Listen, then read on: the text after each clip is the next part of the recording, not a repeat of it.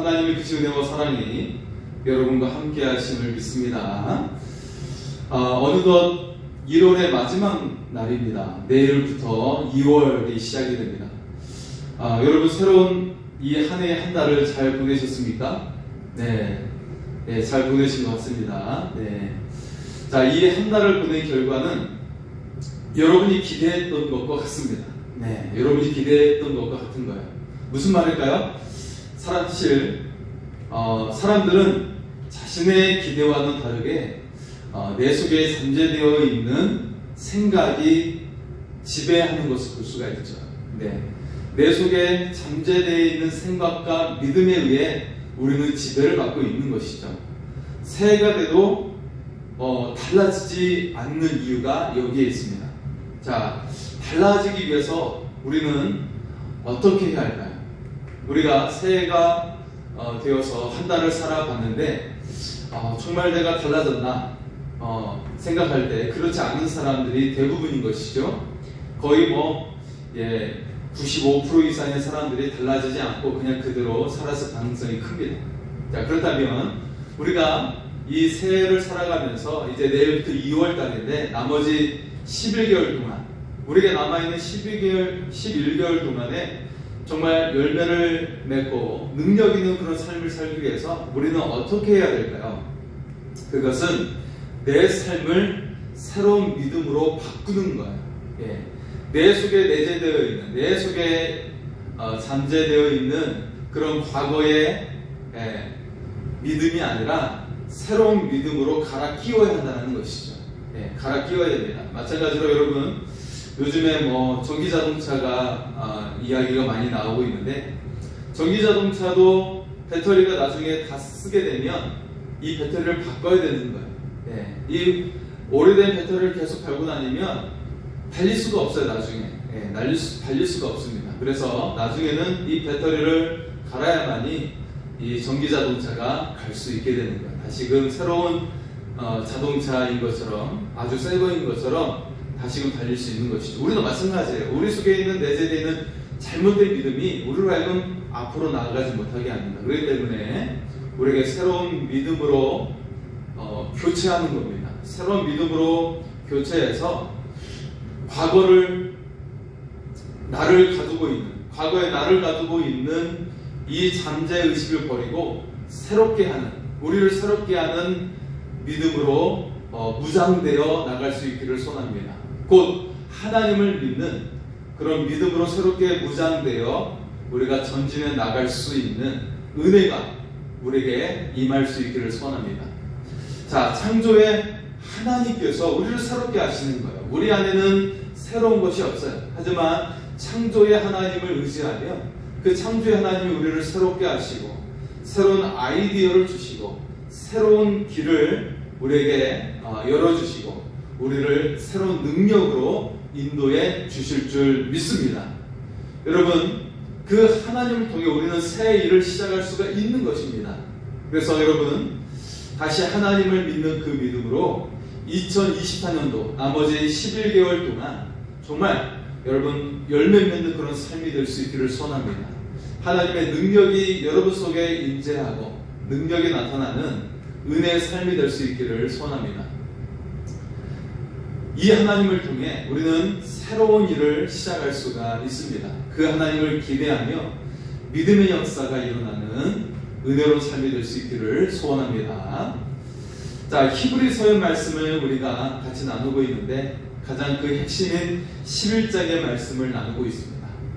자, 11장에 지난주에 그 전반부에 해당하는 그런 말씀을 나누는데요. 자, 히브리서에서 우리에게 들려주는 굉장히 중요한 두 가지 메시지가 있었어요. 두 가지 메시지가 있는데 여러분 무엇입니까? 첫째는 뒤로 물러서지 말라는 거예요. 자, 왜 뒤로 물러서지 말라고 말씀하고 있습니까? 우리가 하나님의 그 선하심을 맛보아 경험하는 일을 알게 되었어요. 하나님의 그 선하신 말씀을 우리가 맛보게 되었습니다. 그리고 하늘의 은사를 맛보게 되었어요. 그리고 성령의 임재를 경험하게 되었죠. 그럼에도 불구하고 뒤로 물러서면 안 된다는 것이죠. 다시금 이전의 삶으로 돌아가서는 안 된다는 것입니다. 마치 여러분 이스라엘 백성이 출애굽을 해서 이제 가나안 땅에 들어가게 되는데 계속해서 그들이 노예 근성이 있는 거예요. 예. 그래서 스스로 삶을 개척하지 못하고 다른 사람 탓을 하는 것이죠. 환경 탓을 하고 있고 지도자 탓을 하고 있는 거예요. 예. 그럼 그것은 노예 근성입니다. 자신에게 주어진 기회가 있는데 이제는 자유인이 되었는데 그 기회를 활용하지 못하고 계속해서 지도자 탓을 하고 있고 환경 탓을 하고 있어요. 이 광야에서 우리가 죽게 되었다고 환경 탓을 하고 있고 이 모세 네가 나를 이끌어서 지금 우리 인생이 이렇게 됐다고 하면서 남 탓을 하고 있는 것이죠. 네, 그래서는 안 된다는 것입니다. 우리에게는 자유가 주어졌는데 이제 노예가 아니에요. 자유가 주어졌어요. 애굽의 노예가 더 이상 아닌 것인데 지금 나에게 자유가 주어졌는데 계속해서 남 탓하면서 한탄하고 있는 것이죠. 그래서는 안 된대요. 그렇게 옛적의 삶으로 돌아가서는 안 된다는 이야기를 하고 있는 것입니다. 뒤로 물러서면 안 된다는 거예요. 다시 이전의 삶으로 돌아간다면 이것은 예수 그리스도를 다시 십자가에 못 박는 것이라고 히브리서는 우리에게 말씀하고 있는 것이죠. 여러분, 우리 하나님의 말씀을 은혜를 받았어요. 하나님의 은사를 맛보았어요. 성령의 인재를 경험했어요. 그렇다면 뒤로 물러서지 아니하고 우리가 주님의 그 십자가의 능력을 의지해서 앞으로 나아가는 믿음으로 전진하는 삶이 될 수 있기를 소원합니다. 믿음으로 나아가라고 말씀하고 있는 것입니다. 두 번째 메시지는 인내하라고 말씀하고 있어요. 자, 끝까지 인내함으로 믿는 도리의 소망을 굳게 잡고 모이기에 힘쓰고 고난의 큰 싸움을 이겨내라고 말씀하고 있는 거야. 이것을 인내하라. 네, 모이기를 패하는 어떤 이들과 같이 하지 말고 모이기에 힘쓰고 더욱더 고난을 이겨내고 그렇게 인내하라고 히브리서는 우리에게 메시지를 주고 있습니다.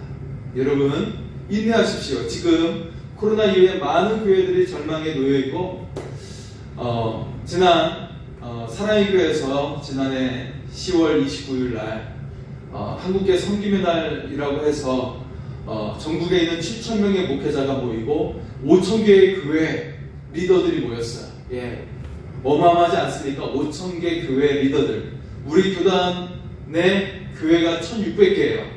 예, 우리 교단의 교회가 1,600개인데 5,000개의 교회 리더들이 모였다는 것은 여러분 우리 교단의 3배에 해당하는 교회가 모인 것이죠. 놀랍지 않습니까?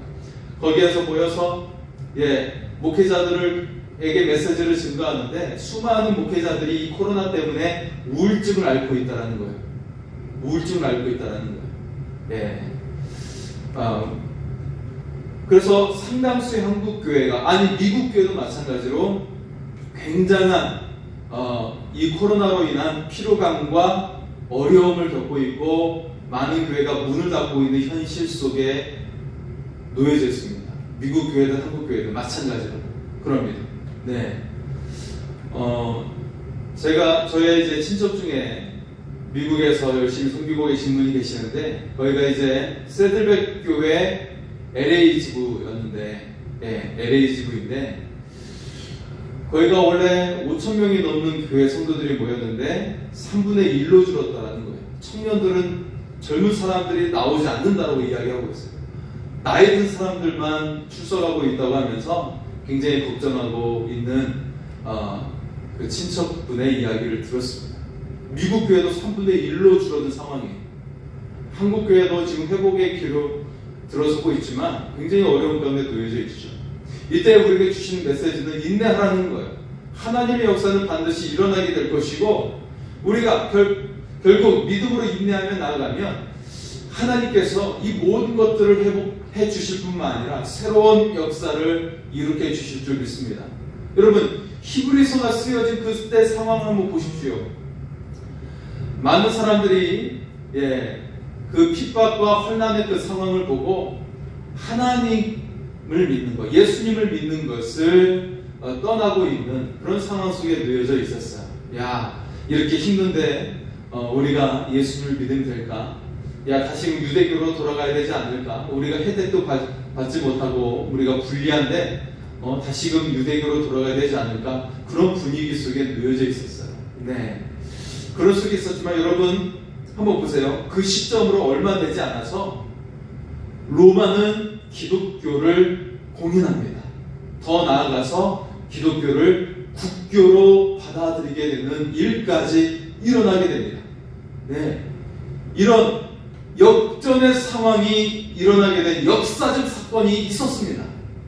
이처럼 우리가 믿음으로 인내하며 나갈 때 오히려 하나님께서 큰 일을 행하시고 마치 전 세계 복음을 받아들이게 되는 그런 대대적인 역사가 우리의 삶 가운데 일어나게 될 줄 믿습니다. 로마가 기독교를 공인하고 국교로 받아들였던 것처럼 지금 전 세계 기독교를 외면하고 있고 대적하고 있는 그런 상황 속에 있지만 우리가 다시 한번 인내함으로 믿음으로 나아가면 다시금 큰 부흥의 물결이 일어나게 될 줄 믿습니다. 이 부흥은 우리가 하나님을 굳게 믿으며 나아갈 때, 인내함으로 하나님을 의지하며 나아갈 때 하나님께서 친히 시작하시고 이루어 주실 줄 믿습니다. 우리가 그 하나님을 의지하며 나갈 수 있기를 소원합니다. 자, 그렇다면 무엇 때문에 우리가 뒤로 물러서지 않을 수 있을까? 무엇 때문에 무엇을 바라면서 우리가 인내할 수 있을까? 이런 질문을 내릴 수가 있어요. 히브리서 11장은 이 질문의 대답으로 믿음이 분명하게 믿음이라고 대답을 하고 있는 것입니다. 네, 히브리서 11장은 우리에게 그것은 바로 믿음이라고 분명하게 대답을 하고 있습니다. 믿음이란 바라는 것들의 실상이요 보이지 않는 것들의 증거라고 분명하게 말씀하고 있습니다. 자, 이 믿음이 없이는 하나님을 기쁘시게 할 수 없다라는 거예요. 여러분의 인생이 정말 물꼬가 트이고 새로운 삶으로 시작되기 위해서 여러분 해야 될 그 출발점이 무엇입니까? 그것은 바로 하나님과의 관계를 회복하는 거예요. 하나님과의 관계를 회복하는 것이죠. 네. 자, 이 믿음이 없이는 하나님을 기쁘시게 할 수 없다라는 거예요. 하나님과의 깊은 관계가 회복되어지는 것은 바로 믿음에서 출발되어지는 것입니다. 우리가 지난 주일에도 같이 말씀을 나눴는데 먼저 그 나라와 그 의를 구하라. 그리하면 이 모든 것을 너에게 더하여 주시리라. 이 말씀을 나누었어요. 근데 이 말씀의 핵심은 바로 하나님과의 관계라고 이야기하고 있죠. 네. 그래서 마태복음 6장에 32절에 이렇게 말씀하셨지만 그 앞에 있는 말씀 가운데 공중에 나는 새를 보라, 들에 핀 꽃을 보라. 그런데 너희는 하나님 앞에서 이것들보다 더 소중한 존재들이 아니냐, 믿음이 적은 자들아 라고 그렇게 예수님께서 우리에게 말씀하고 계세요. 자, 그런데 바로 이 부분, 너희는 그들보다 더 소중하지 아니하냐, 믿음이 적은 자들아, 이 내용은 바로 하나님과의 관계를 묻고 있는 질문이라고 말씀을 나누었습니다. 네, 역시 먼저 그 나라와 그 의를 구하라. 이 말씀은 하나님과의 관계에 대한 질문이에요. 하나님과의 관계를 이룩하면 이 모든 것을 더하시는 하나님의 은혜가 여러분에게 임하게 될 줄 믿습니다. 여러분, 이것은 분명히 해야 되는 것입니다. 이 믿음이 없이는 하나님을 기쁘시게 할 수 없다라고 히브리서는 말씀하고 있어요. 이 믿음을 갖고 하나님께 나아가는 사람은 하나님에 계시는 것과 하나님을 찾는 이에게 상 주시는 이심을 믿는 것임을 강조하고 있습니다. 네, 여러분, 이 말씀이 바로 여러분의 것이 될 수 있기를 소원합니다. 믿음을 통해 여러분 늘 매일 하나님이 계심을 경험하게 될 줄 믿습니다. 이 믿음을 통해, 이 하나님을 찾는 우리를 통해 하나님께서 상 주심을 우리가 믿으며 나갈 수 있기를 소원합니다.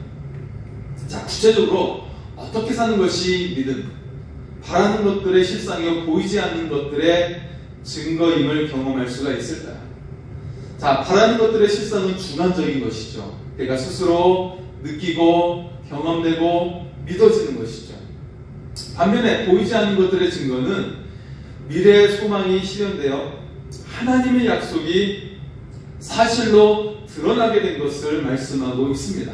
그래서 하나님의 말씀이 보증이 되어서 결국 객관적으로 증명이 되는 거예요. 오! 하나님의 말씀이 이루어졌네. 오! 하나님의 약속이 이루어졌네. 라고 객관적으로 드러나게 되는 것이죠. 정리하면 주관적으로 믿음의 실상을 경험하는 것과 객관적으로 약속이 이루어져 증거가 됨을 보게 되는 것입니다. 자, 히브리서 11장은 그 경험을 했던 사람들을 소개하고 있죠. 그들은 믿음으로 삶을 시작했던 사람들이에요. 자신에게 주어진 삶을 믿음으로 시작했던 사람들입니다. 우리가 2024년도를 성공적으로 이 삶을 보내고 마치기 위해서 가장 필요한 핵심은 무엇이냐면 무엇으로 시작하는가? 우리에게는 부정적인 믿음으로 시작할 것인가? 아니면 인간적인 믿음으로 시작할 것인가?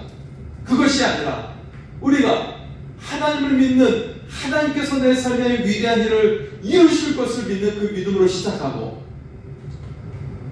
반드시 되어질 것을 긍정하며 나아가는 긍정의 믿음으로 우리가 살아갈 수 있기를 소원합니다.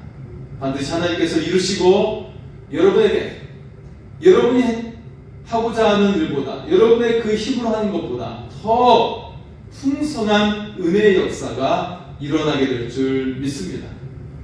자, 오늘 히브리서에 나오는 사람들은 삶을 믿음으로 시작했던 사람들입니다. 그들은 믿음으로 삶을 시작했어요.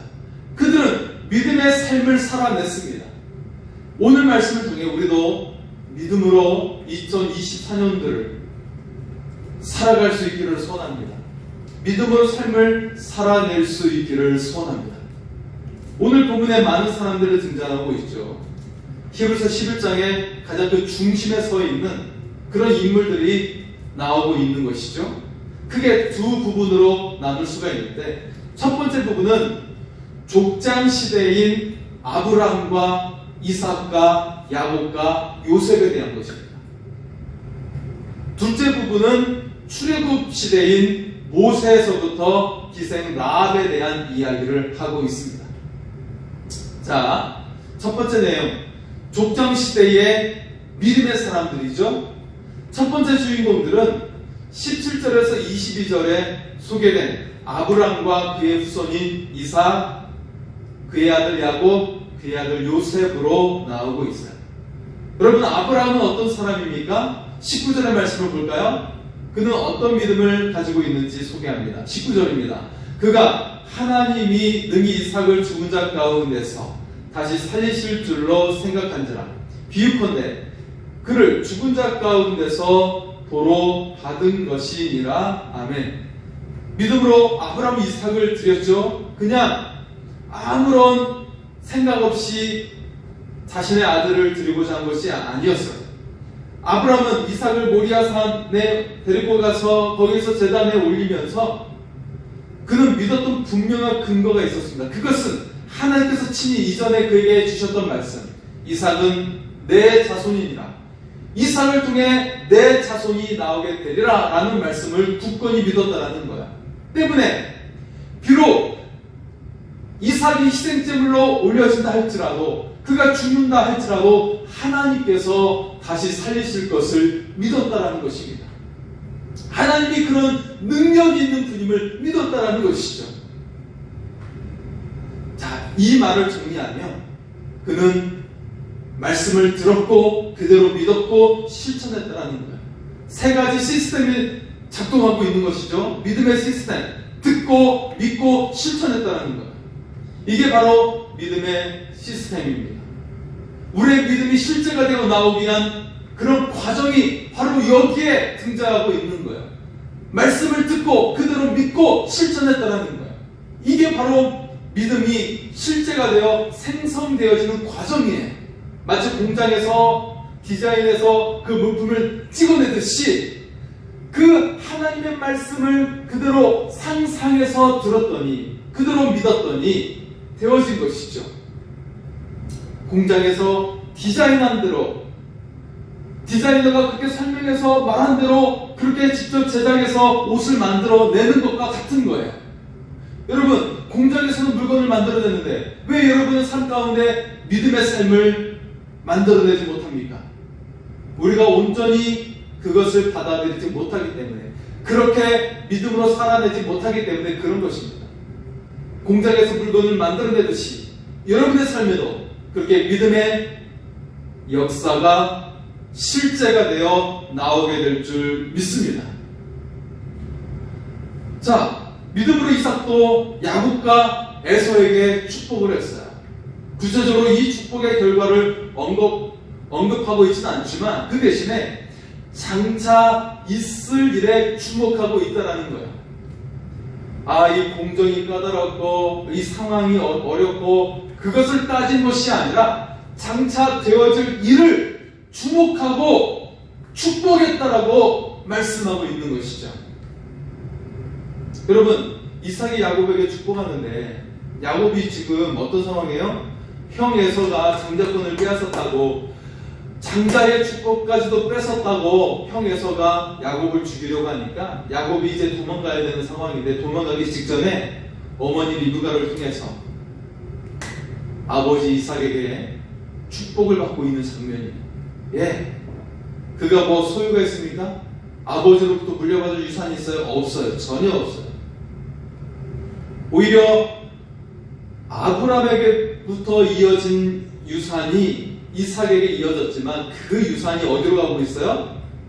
야곱에게 흘러가는 것이 아니라 오히려 에서, 하나님께서 선택하지 않았던 에서에게로 유산이 흘러가는 것을 볼 수가 있죠. 물질에 대해서는 그렇습니다. 하지만 영적인 유산이 야곱에게 가고 있는 거예요. 야곱은 어떤 소유물도 유산을 전혀 받지 못한 상황이지만 그는 영적인 유산을 축복으로 받고 있는 상황인 것이죠. 환경을 탓하거나 어떤 물질을 탓하거나 그런 상황이 아닌 것입니다. 오직 장차 있을 일에 초점을 맞춰서 야곱을 축복했다라는 것입니다.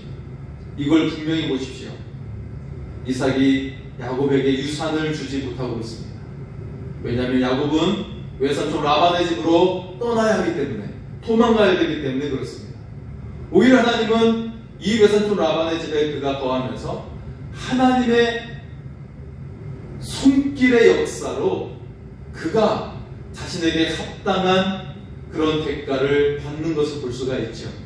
여기는 하나님의 큰 은혜가 작용하고 있는 것을 볼 수가 있습니다. 그래서 그가 20년 후에 외삼촌 라반의 집에서 나올 때는 큰 때를 이루어, 큰 소유를 이루어 나오게 되는 모습으로 우리에게 보여지는 것을 우리는 알고 있죠. 잘 알고 있어요. 여러분, 여기에 믿음의 역사가 작용하는 거예요. 믿음의 시스템이 작용한 것입니다. 듣고 믿고 실천했더니 되어진 거예요. 아버지 이삭에게 유산을 받을 수 없는 상황이었지만 아버지의 하나님부터 주시는 그 축복을 그대로 믿고 그것을 그대로 들으면서 믿고 실천했더니 그런 일이 일어나게 된 것입니다. 자, 야곱도 죽을 때 요셉의 각 아들을 축복했죠. 요셉도 임종시에 이스라엘 자손들이 애굽에서 떠나게 될 것이다, 다시금 가나안으로 가게 될 것이다 라고 하면서 자기 뼈를 옮겨달라고 그렇게 요구를 하고 있습니다. 즉 아브람과 그의 후손들은 말할 것들이 보이지 않았지만, 자신이 말한 것들이 보이지 않았지만 결국 현실로 실현될 것을 확신했다라는 것입니다. 당장은 되어지는 것은 아니지만, 지금 당장은 되어지는 것은 아니죠. 전혀 보이지 않는 상황이지만 그것을 믿고 살아냈다라는 것입니다. 여기에 믿음의 핵심이 들어있는 것입니다. 자, 이들의 삶은 듣고 믿고 살아낸 삶이었습니다. 우리도 이처럼 하나님의 말씀을 듣고 믿고 살아내는 믿음의 삶을 살아갈 수 있기를 소원합니다. 2024년도에 정말 여러분에게 놀라운 일이 이루어지게 될 줄 믿습니다. 자, 두 번째 부분의 말씀은 출애굽 시대의 믿음의 사람들이죠. 크게 두 사람이 등장하고 있어요. 모세와 기생라합입니다. 자, 23절에서 31절까지의 말씀을 보면 모세와 기생라합의 이야기가 등장하고 있는데요. 출애굽 시대의 인물들이라고 볼 수가 있죠. 자, 먼저 모세입니다. 역시 믿음으로 장차 있을 일을 주목하고 있어요. 장차 있을 일에 주목하고 있다는 것입니다. 자, 모세의 부모는 믿음으로 왕의 명령을 무서워하지 않고 어린 모세를, 아기 태어난 지 얼마 되지 않는 이 모세를 3개월 동안 숨기게 돼요. 거의 이제 100일 동안 숨기게 된 것이죠. 당시 히브리인들이 아들을 낳으면 죽이라고 하는, 나일강에 빠지라고 하는 왕의 명령이 떨어져 있는 상황이에요. 이 왕의 명령을 어기면 죽임을 당하게 됩니다. 왕명을 어기면 죽임을 당하게 되는 것이죠. 하지만 이 부모는 모세를 보니 하나님께서 함께 하심을 믿었어요. 그래서 3개월 동안 숨기게 되는 것이죠. 모세는 이 부모의 믿음 덕분에 이스라엘 백성을 출애굽시킬 사람으로 생존할 수가 있었습니다. 이 백성들을 이끌어낼 수 있는 사람으로서 생존할 수 있었던 비결은 바로 부모의 믿음 때문이었다는 것입니다. 당시 아이를 숨겨둔다는 것은 자신의 목숨을 담보로 맡기는 것이었습니다. 그럼에도 불구하고 모세의 부모는 왕의 명령을 거스르는 것을 두려워하지 않았다는 것이에요. 정말 두려울 대상이 누구인지를 그들은 분명히 믿었다는 것이죠. 모세도 이 부모의 믿음의 본을 따라서 바로의 공주의 아들로 사는 것을 거절했어요. 이집트의 왕자로 살아가는 것을 거절한 것이죠. 왕자로 살아가는 것을 죄악의 낙으로 여겼다는 것입니다. 이 믿음이 바로 부모로부터 이어진 것이에요. 자, 24절과 25절의 말씀을 볼까요? 24절과 25절입니다. 믿음으로 모세는 장성하여 바로의 공주의 아들이라 칭함받기를 거절하고 도리어 하나님의 백성과 함께 고난받기를 잠시 죄악의 낙을 누리는 것보다 더 좋아하고. 자, 히브리서 기자는 이 말씀을 그리스도를 위하여 받는 수모라고 해석했습니다. 그래서 모세의 시선이 상 주심을 바라보고 있음을 분명히 하고 있어요. 이는 상 주심을 바라봅니다. 믿음은 하나님이 계신 것과 상 주시는 분임을 믿는 것입니다. 그렇게 모세는 그가 당연히 누릴 수 있는 왕자로서의 삶, 기득권을 버린 거예요.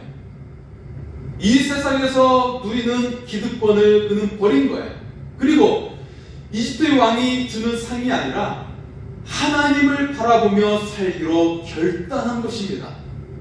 여러분, 그는 이집트의 통치자의 자리까지도 갈 수 있는 그런 지위를 가지고 있었어요. 하지만 그 모든 고난을 버린 것이죠. 세상에 누리는 것을 즐거워하지 않고 이것을 죄악의 낙으로 여겼다는 것입니다. 그래서 그의 시선은 어디에 고정되어 있었어요?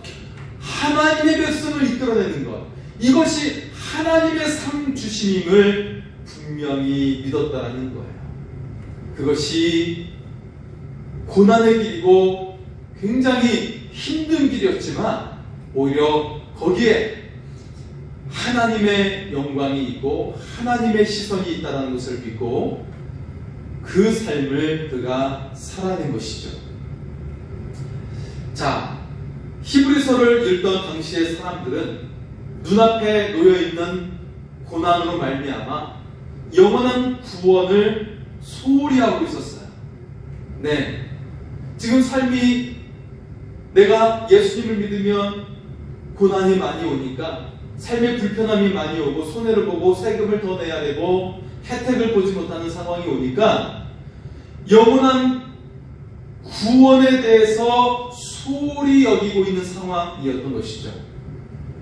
자, 이런 히브리서를 읽던 당시의 사람들에게 모세의 이야기, 믿음으로 모세가 하나님의 백성과 함께 고난받는 것을 죄악의 낙을 누리는 것보다 더 좋아했다는 말씀은 그들에게 큰 울림이 되었다는 것입니다. 오늘 우리도 모세의 이 믿음이 우리에게 큰 울림이 될 수 있기를 선합니다. 잠시 세상에서 즐거움을 누리는 것보다 하나님 나라에서 영광을 누리는 삶을 바라보고 하나님의 상급을 받는 우리의 삶이 될 수 있기를 축복합니다. 자, 모세의 믿음은 애굽을 떠남으로써 실천하고 있습니다. 27절의 말씀을 볼까요? 27절입니다. 믿음으로 애굽을 떠나 왕의 노함을 무서워하지 아니하고 곧 보이지 아니하는 자를 보는 것 같이 하여 참았으며, 자, 보이지 아니하는 자를 보는 것 같이, 다른 말로 하면 하나님이 계시는 것을 믿고 참았다라는 것입니다. 네, 하나님이 계심을 믿고 지금 주어져 있는 고난을 이겨낸 거예요.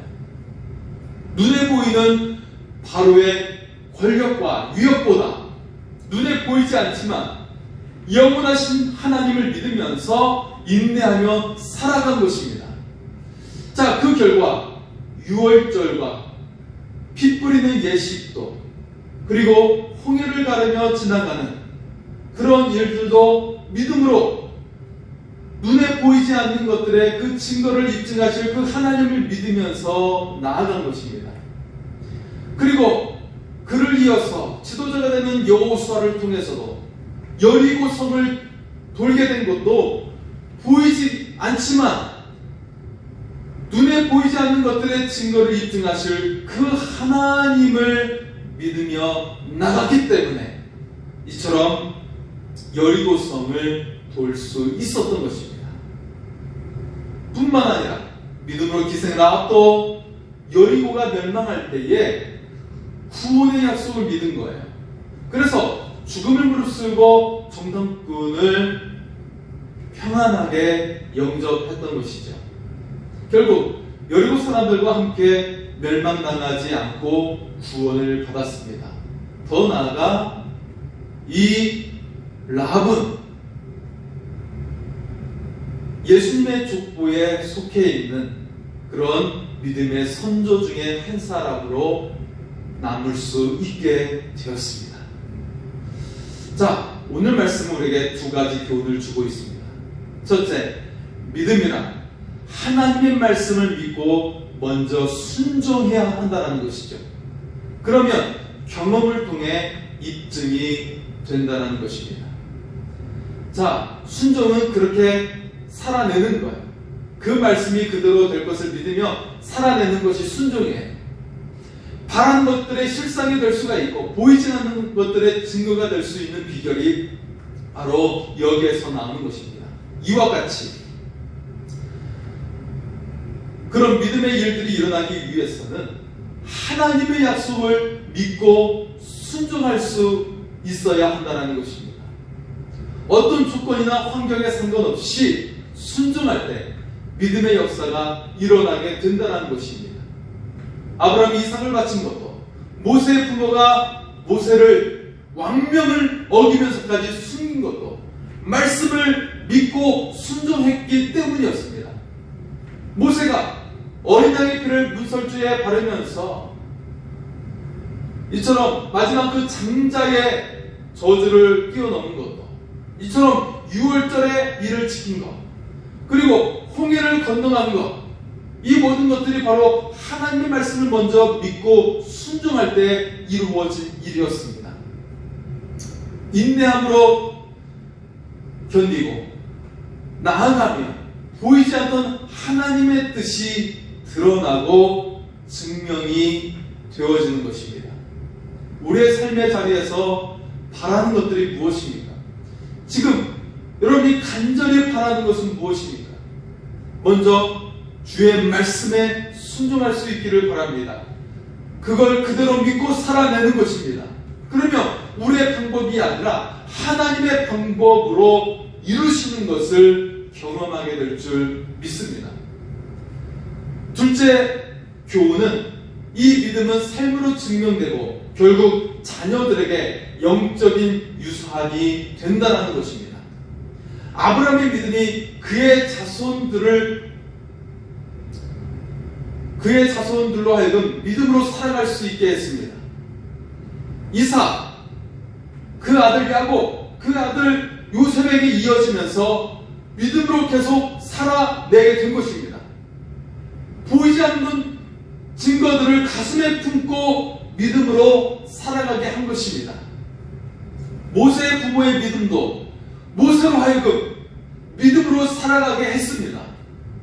모세에게 정말 인생에서 두려워할 이가 누구인지를 알게 했듯이 부모의 믿음이 자녀들에게 믿음의 유산으로 이어지게 한 것입니다. 왜냐하면 부모가 그렇게 살아냈기 때문에 그 살아낸 증거가 바로 자신의 존재로 하여금 죽지 않고 나를 죽이지 않고 살아내게 했기 때문에 모세는 그것을 보았다라는 거예요. 부모의 믿음을 눈으로 보게 된 것이죠. 우리의 자녀들도 언젠가 인생의 생로병사를 맞이하게 됩니다. 원하지 않더라도 인생의 고난과 갈등을 견디면서 그 폭우를 견디면서 살아내야 하는 것이죠. 이때 부모가 어떤 믿음으로 삶으로 대처했는가는 자녀들의 믿음의 삶의 그림자가 되어 나타나게 될 것입니다. 그 어떤 설교보다도 그 어떤 가르침보다도 삶 속에서 부모의 삶으로 그 살아낸 그 모습으로 믿음으로 살아내는 것이 가장 중요하다는 것이죠. 지금 내가 믿음으로 살아가는 삶이 자녀들과 후손들에게도 믿음의 삶으로 살아내는 능력이 되어질 것입니다. 오늘 히브리서를 읽는 세대들에게 오늘 본문의 말씀은 분명하게 전하고 있습니다. 우리의 시대도 믿음의 삶에서 멀어져가는 사람들이 더욱 많아짐을 우리는 보고 있는 것이죠. 정말 안타까운 것은 하나님의 말씀이 얼마나 선하고 위대한지 경험하지 못하고 있다는 것입니다. 성령님의 역사와 성령의 열매와 은사를 경험하지 못하고 살아가는 사람들이 너무나도 많다는 것이죠. 오직 눈에 보이는 세상의 상대적인 결핍 속에 살아가고 있고, 저 사람들은 잘 되는데, 저 사람들은 저렇게 부유한데, 저 사람들은 저렇게 좋은 집에 살고 있는데 라고 하는 상대적인 결핍 속에 위축되면서 살아가는 사람들이 허다하게 많은 것을 볼 수가 있어요. 우울한 소식에 빠져 있어요. 여러분, 우리나라 중년층의 사람들이 세상의 상위에, 세상 인구 70억 인구 중에 상위 5% 안에 든다는 것을 여러분 알고 있습니까? 그럼에도 불구하고 우리는 정말 상대적인 결핍 속에 위축되어 살아가고 있어요. 세상에서는 세상의 70억 인구 중에서 우리가 상위에 랭크되어 있는데 우리는 굉장히 우울한 삶을, 세계에서 가장 우울한 삶을 우리 한국 사람들이 살고 있는 거야. 자살률이 가장 높기 때문에 그것을 보여주고 있습니다. 여러분, 그것은 바로 하나님의 말씀의 위대함을 경험하지 못하고 성령의 위대한 역사를 경험하지 못하고 있기 때문에 그렇게 결핍 속에 살아가고 있는 것입니다. 위축되고 불안하고 불만 속에 살아가고 있는 거예요. 우울한 소식에 빠져 살고 있는 것이죠. 지금 이 말씀을 받는 우리들이 먼저 믿음의 삶을 시작해야 하는 것입니다. 그리고 우리의 믿음의 삶으로 자녀들과 자손들이, 그리고 그 후손들이 믿음의 삶을 살아낼 수 있도록 우리가 증명하며 살아갈 수 있기를 소원합니다. 삶의 말씀이 이루어지고 하나님의 역사를 경험하고 고백할 수 있기를 원합니다. 우리의 자녀들과 자손들이, 그리고 이 시대가 다시 믿음으로 일어서게 되기를 선포할 수 있기를 원합니다. 오늘도 우리와 함께 하셔서 선한 일을 이루시는 하나님의 은혜가 우리와 함께 함을 믿으며 살아가기를 소원합니다. 하나님께서 여러분과 함께 하십니다. 우리 시간 하나님은 너를 지키시는 자, 그 하나님을 믿으며 고백하며 찬양하겠습니다.